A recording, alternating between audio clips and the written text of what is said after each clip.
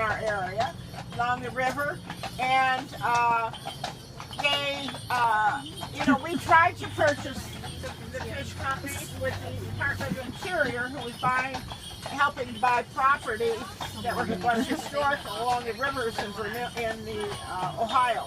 And we tried to buy it, and the owner wanted to have condos. And the French restaurant is known the world over. They come here in groves from Europe and all over. It's the oldest building.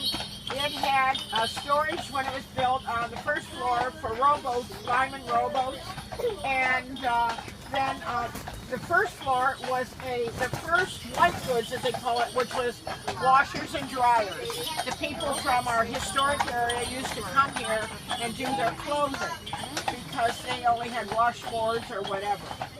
This area here used to be a hill to the river, and we used to have a lot of our shore activity and boat shows and so forth here.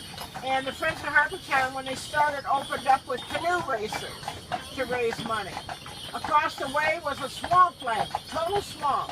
And Mr. Wells purchased the property and put in 5 lagoons, and there were all cottages built.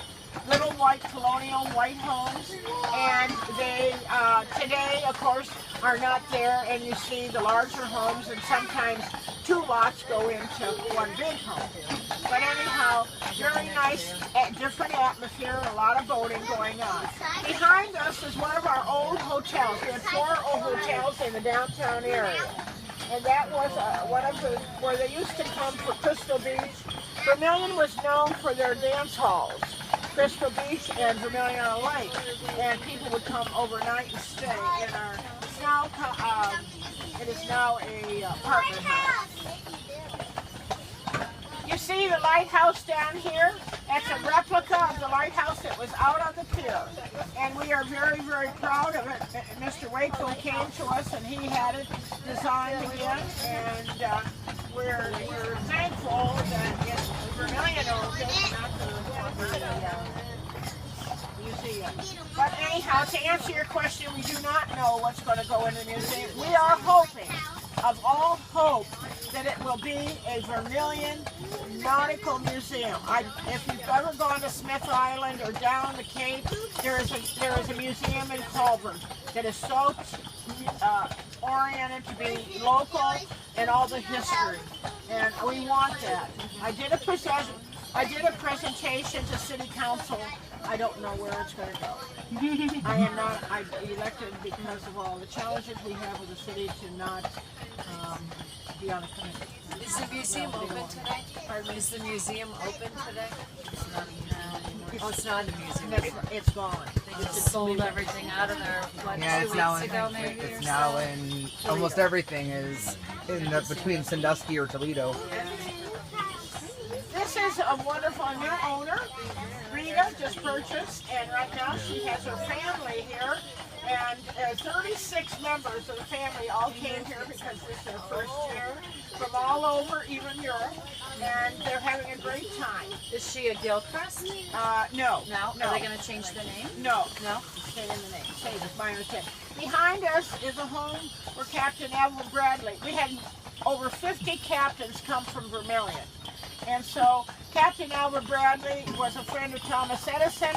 Thomas walked up those French steps many, many times and stayed overnight here on his way to Cleveland, Ohio from Milan. And because people all claim Thomas Edison, we don't, just as a friend. As we go around the corner here, you'll see our typical architecture. Ohio Historical Societies, which is now called Ohio Historic Alliance, sends people here because we have so many properties of Greek architect and Italianate and Victorian. That was Baumhard had the drugstore. That was his home, and now our city councilman lives there in Austria. And is that Baumhard Road named after him as well? Yes, yeah. Behind us here are typical homes that are down low. You see where you walk right in front and talk, and my home is that way. And we love all the neighbors talking, people walking their dogs to go to, we call it Dog Park, which is where Foopers was.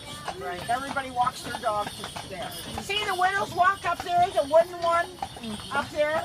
That is the only one that's typical wooden in the whole area. And children, that is where the women would go up there, the wives of the people that were on the schooners and fishing to see if they were coming in at night. They didn't have communication like a cell phone or whatever.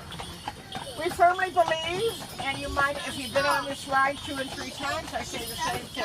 Any open lot in the historic district that's available, if you're going to build a home, we ask that you build it in today's architecture so we have history flowing on. And they try to build like it should have been years ago, and you can't get all the materials today. But that's typical 2 homes. There is a Widow's Walk up there in the corner where you can see, and I call it a Widow's, I'm sure they don't, but on the corner upstairs is a Widow's Walk. We have all our streets end in the lake, and this home here is a home that's rented for overnight for a week. Yes. A lot of the homes on Westlake Road they're buying up because we don't have condos to rent. So people are now renting homes that come from Florida to visit us.